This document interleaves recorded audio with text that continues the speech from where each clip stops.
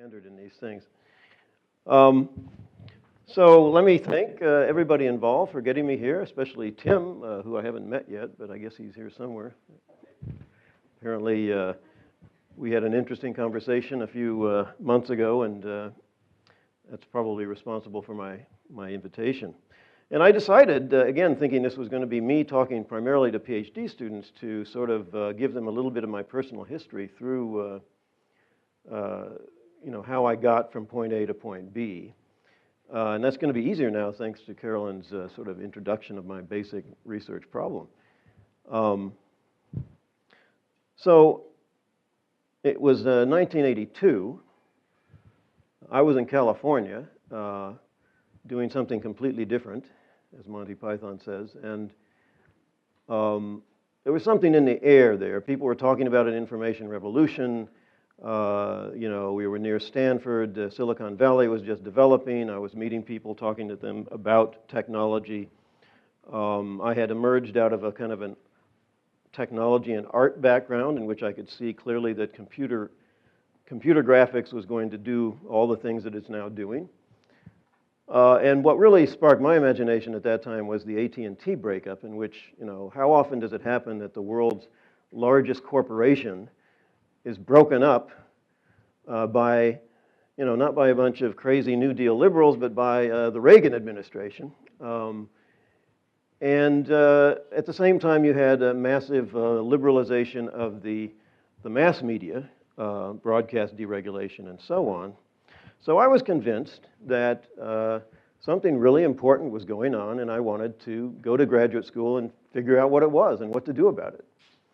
And I was so naive about higher education at the time, you won't believe this, so I'll tell you a story that illustrates it. I wrote a letter to the General Counsel of the Federal Communications Commission, a guy named Henry Geller. And I wrote him like a two-page single-space letter saying, there's this information revolution going on, and there's some kind of really important social revolution, and I really want to understand this, and where should I go to graduate school? And the response, the first line was, I find it very difficult to answer your letter. As I'm sure he did. But he was a nice guy, Henry Geller. I don't know, does anybody still know who he was? He was kind of a Carter administration. He did have some vision, and that's why I wrote to him, because I'd been reading about him in this process of deregulation. And he answered my letter. He sent me a long letter saying, basically, you should go to the Annenberg School of Communication. That's what I did. I didn't look at any other school. I didn't apply to any other school. I didn't even think about how this whole thing was going to be financed. It just so happened that Annenberg was a very rich school, and if they accepted you, your way was paid. I had no idea that that was actually how things worked. So that kind of worked out well. But what I did think about was, why am I going to a school of communication? And again, to me, it was because there was an information revolution happening. It was all about the technologies of communication. This was certainly going to be the way communication is so central to the way society works. If there was this technological revolution, both in the technology and in the social structures, the industrial structures, the governance structures, this had to be important. So why didn't I go to a school of public policy? Why didn't I go to a school of economics or law or political science? No, I just wanted to know about the communication revolution. Now, when I got here, one of the first things I learned in my Annenberg courses was that I was writing a paper about how what we now know of as the DVD, what we called electronic video discs at the time, was going to revolutionize the study of history, because you could have all these documents and interactive things going on. And I got this letter, and I think it was Paul Massaris looked at it and said, gave it back to me and said, do it over. We don't talk about technology here. He said, that's not really how we do things. Now, I'm exaggerating a little bit, but fundamentally the message was, don't talk about new media or new media technologies. That's really not sort of the situation here in a communication school. And then public policy, I discovered that there was actually nobody on the faculty that did public policy. There was kind of what do I say here? A guy that they let into the school once in a while as an adjunct named Barry Cole, who was a former FCC, I don't think he was a commissioner, I think he was a staff member. And let's just say he didn't command a lot of respect among the faculty, and they sort of tolerated having these courses about broadcast policy. It wasn't communications policy or information policy. And so that was interesting. And then I also learned that telecommunications and computers, which seemed to be really the ground zero of this revolution, was something that people in a communication department kind of scratched their heads about and said, oh yeah, I guess that is about communication, but it's not, we're really interested in mass communication here, this concept of mass communication. And as you know, since Charlie Wright is on your faculty, there is this very wonderfully elegant concept of mass communication, a sociological concept that had been defined canonically by Charlie Wright's work. And I found that to be very interesting, but I just wondered why, the telephone system or computers were not really part of the dialogue. So I came here with these big questions in mind, and these may seem like naive questions at this stage, but this is sort of like what I wanted to study. How does public policy respond to a revolution in technology? How do we control it, and how much does it control us? How do the choices we make affect the distribution of power and wealth? And how does it affect the form taken by the state? And the answers to these questions, and here I'm positioning Carolyn as the savior of my graduate career. It seemed to me that the one person who was addressing these questions was people like Carolyn, who were talking about the history of technology. And in our wonderful seminar, we talked about Elizabeth Eisenstein's, revolution of the printing press. We talked about her own book about early electrical technologies. Of course, that was more of a sociology of technology approach, and I was more interested in public policy. And I began to piece together a notion of political economy as a way to approach these questions. Now, one of the things I discovered is that in modern communication departments, political economy means Marxism. Okay, just to get that out on the table. And for the previous 2 centuries, political economy has not meant Marxism. It's meant, Marx was in that tradition of political economy, but it also meant Adam Smith. It also meant more contemporaneously people like Ronald Coase, Douglas North, Jack Knight, and most recently Elinor Ostrom. By the way, everybody in that list has a Nobel Prize, except for Jack Knight, who probably will never get one. But this was mainstream thinking. Institutionalism as a trend in thought around 1989, 1990, 1991 was really beginning to change the way economists thought about things and change the way policymakers were thinking about things. And yet, nobody was talking about this within a communication department. You were kind of getting these homegrown versions of policy studies, people who, only talked about communication and other communication theorists. And so it became clear to me that you can't really exceptionalize communication as a topic. It's, communication industry is an industry, just like the oil industry is an industry. It has unique characteristics because you're dealing with communication and information, but then every industry has unique characteristics, and it doesn't mean that you can ignore all of the theorization and studies of the politics and economics. And also, communication industries are not completely independent of things like the oil industry. For example, the finance industry has been a pioneer of changing communication policy because banks and finance are obviously in tremendous need of rapid communications. And this relationship between the banking industry and communications technologies and industries, goes back for centuries. In fact, one of the things we learned or I think I dug up as part of our seminar, was that some of the earliest forms of communication were, in fact, was money, right? It's a symbolic thing, little clay pouches being exchanged among Mesopotamian traders.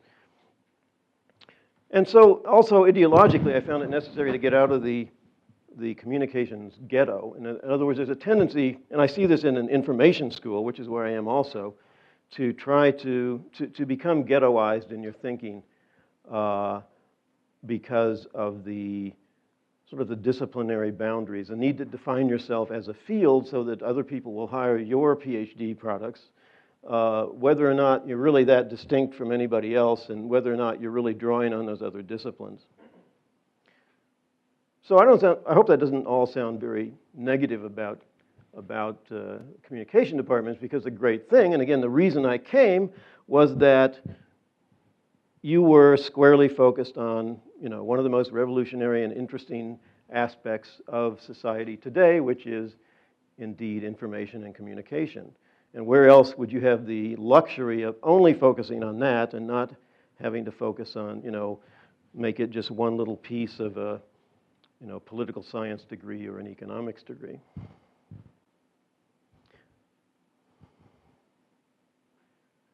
So let me give you a quick overview of some of the research I'm doing, and then I'm going to go into one particular project that might be interesting to you.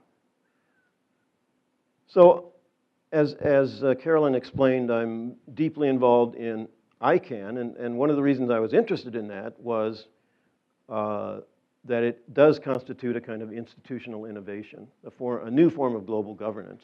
A very strange one, not necessarily even a successful one in the end, but to see the internet, how do you institutionalize the governance of these very valuable, increasingly valuable resources associated with the internet, namely domain names and IP addresses. This has always struck me as an interesting problem, and the Clinton administration took this innovative approach in 1996 where they said, we're going to privatize this, give it to a private corporation incorporated in California, which they hoped would be sort of controlled by the technical people who built the internet. They were really wrong about that. And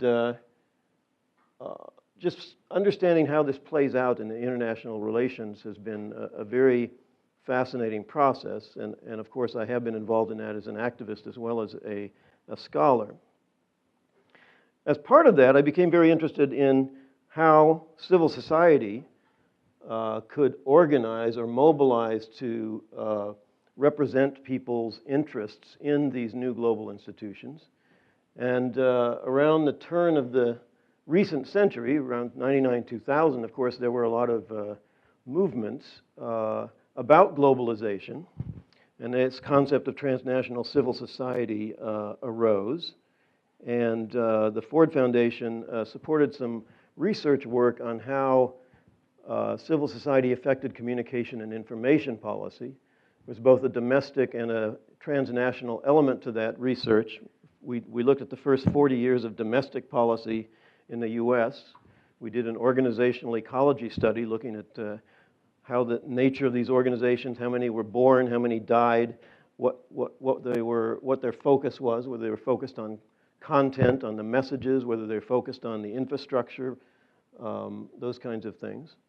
And then we did a study of transnational civil society involvement in the World Summit, in which we did a network analysis of the different groups, and we showed how internet governance, you had all of these different interest groups segmented according to the medium of communication. You had groups interested in press freedom, you had groups interested in ICT for development, you had groups interested in broadcasting and media, and all of them were now converging into a more integrated network around the internet.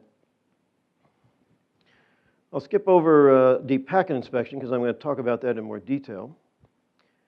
But IP addressing is an interesting, if somewhat technical topic. How many of you know what IP version 6 is? Okay, so the actual internet we're using is a protocol known as IP version 4. And in order to send packets from one place to another, you have to have a unique address. And it turns out that the original internet protocol that we've been using had a 32-bit address space, and we've pretty much allocated all of those addresses. So we simply won't have new addresses to give to people as the internet grows. So the engineers that designed these protocols created a new protocol about 10 years ago called IP version 6, which has a gigantic address space. It's supposed to clear the way for, interminable growth or limitless growth of the internet, making a way for the Internet of Things and everything. There's only one problem with this new protocol. It was not compatible with the old protocol. So now we have a very interesting social phenomenon known as an incompatible standards situation, in which we have network externalities, sort of forcing you to stay connected to everybody in the old protocol. And the only way to make this migration is for everybody to run both protocols until such time as everybody is running a new protocol and you can just turn off the old one.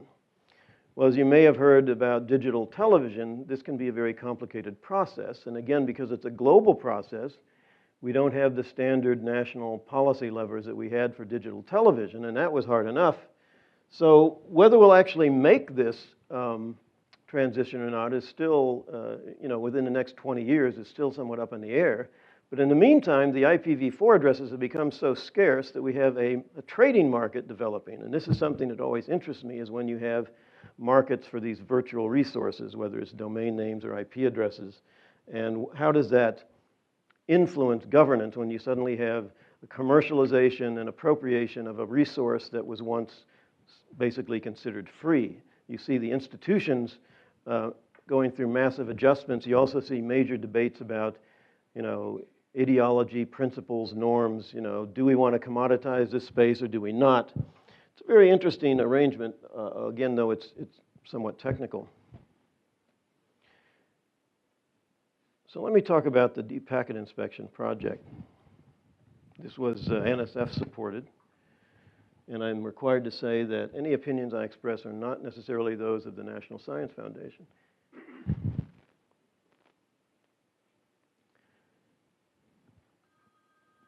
So we were...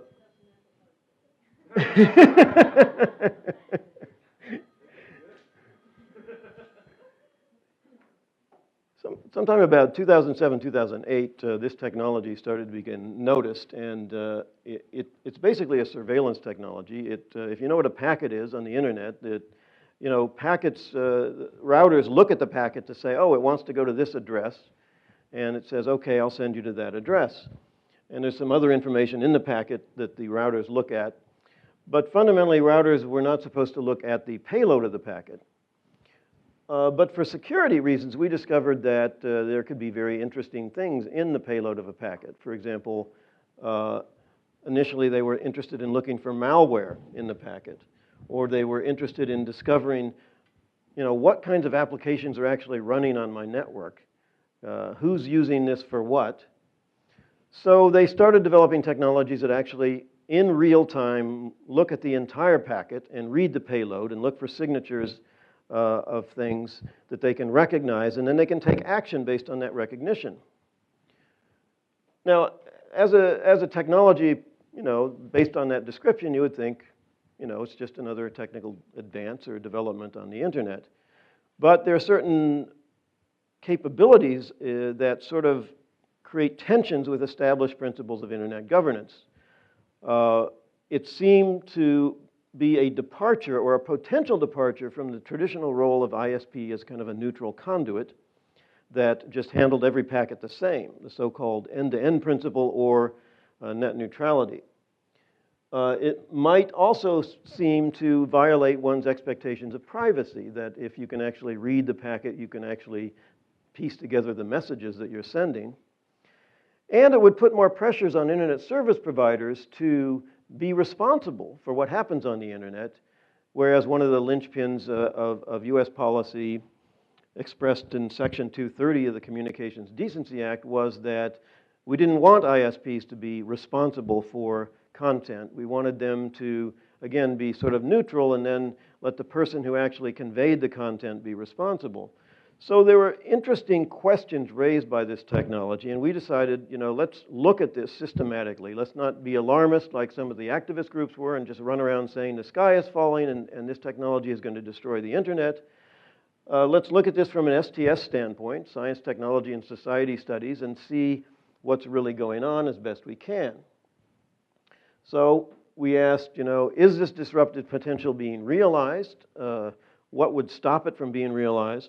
And particularly, how is it affecting the actual governance institutions that are used on the internet? And to find that out, we of course first had to find out to what extent DPI is actually being used by ISPs. So this is one of the more interesting parts about communications research today, especially as it relates to the internet, is that there are so many technical mechanisms around for gathering data. And if you know how to make use of them, you can do things.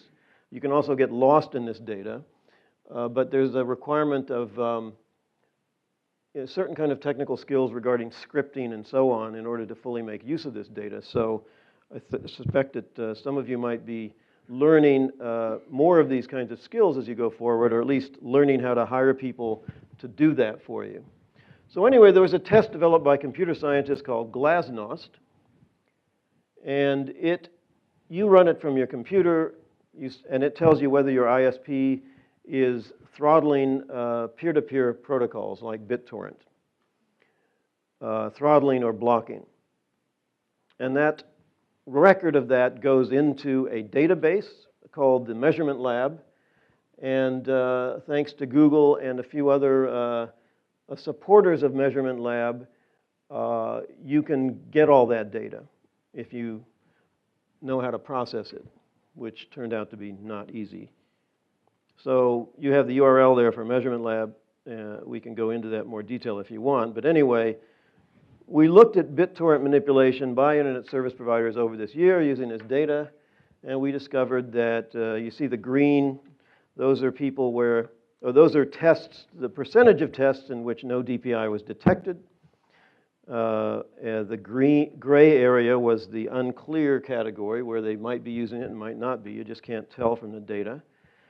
And then the yellow is medium DPI use, and the red is high DPI use, where it's very obviously using it basically all the time.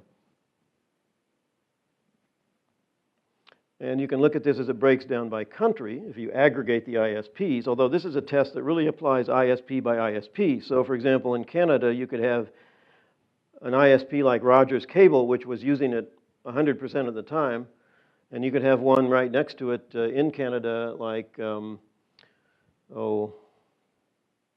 TELUS, which may be not using it at all. But these are aggregates of countries, so just to be clear about that, you can see that there's a lot of it going on in China, not a lot in the US, quite a bit in Canada, the UK, and Portugal, for example, and Brazil. Color's not very good on that big one. So in addition to these quantitative studies, we did qualitative comparative case studies. We look at these as incidents, as historical processes. And I think that was the most interesting part of the research. I mean, the quantitative data gives you some kind of parameters for knowing what's going on. But to really understand what we wanted to understand, the impact on governance, you had to put together things into events and show that this event triggered that event, and these actors were responding this way.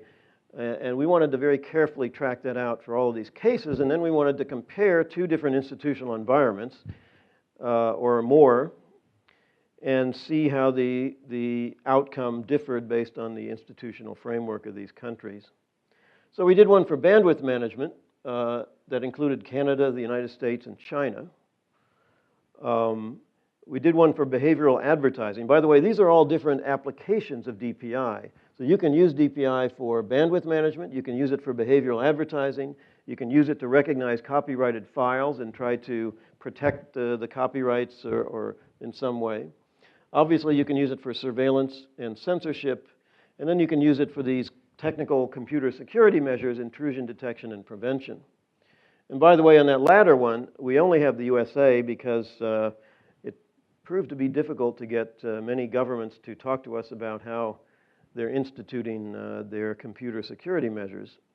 Although we may be able to put together a comparative study of Sweden and maybe Norway. So papers reflecting most of these case studies are now up on our website. And this is just a time frame in which we discovered some interesting patterns in the way this technology was used. So you have these color-coded blocks on the timeline, and each of those areas constitutes a different case. For example, the one at the top is the warrantless wiretapping case, which was based on DPI. And basically, we've discovered a common pattern where people would take this new technical capability, they would deploy it secretly and unilaterally, pretty much regardless of law. In other words, they would do something, ask questions later, and then there would be some kind of public exposure of it, which people discovered that it was happening, and typically these were motivated political activists who were looking for this and wanted to make an issue of it. And that public exposure would then stimulate what we call a public ordering or a negotiation process. And then you would have some kind of an outcome. But in certain cases, it would be a private negotiation. For example, with copyright, the U.S. music industry approached U.S. universities in a very systematic manner in the early 2000s and tried to get them to institute deep packet inspection to control copyright, the movement of copyrighted files on U.S. campuses. And they had a lot of negotiations, and they did influence the policies of these universities to some extent, but ultimately they were not able to come to an agreement, and we went into the public ordering phase. But in this case, there was no secret deployment and public disclosure. It was all pretty much open. So you can see how these different kinds of deployments sort of played out in different contexts. And just to summarize our general findings, we found that the politics of DPI are application specific. It really depends on the very specific context in which the technology is being deployed, and that activates different interest groups and a different political, what we call an actor constellation, that produces a very distinctive political bargaining game that might have different outcomes every time. For example, attempts to use DPI for copyright protection were almost always unsuccessful, partly because of technical scaling capabilities, but mainly because you were trying to force internet service providers to use a technology to benefit someone else. And the ISPs simply were able to put up effective resistance to that, never really got off the ground. Whereas the use of DPI for bandwidth management, which actually serves the interests of ISPs, is extremely widespread. And even when it was challenged, it was then modified to be less discriminatory, but they did continue to use it for bandwidth management. So we see these initial disruptions of the institutional equilibrium because of this technology, but then when the things were worked out, we saw kind of a split in the way the world responded. In democratic countries, political pressure limited or tamed DPI use to some extent to make it more consistent with the pre-existing norms of internet governance, whereas in undemocratic countries, the greater DPI use reflects and reinforces the more authoritarian and controlling norms regarding internet governance. So you do see a bifurcation in the response based on the institutional structure of the different societies.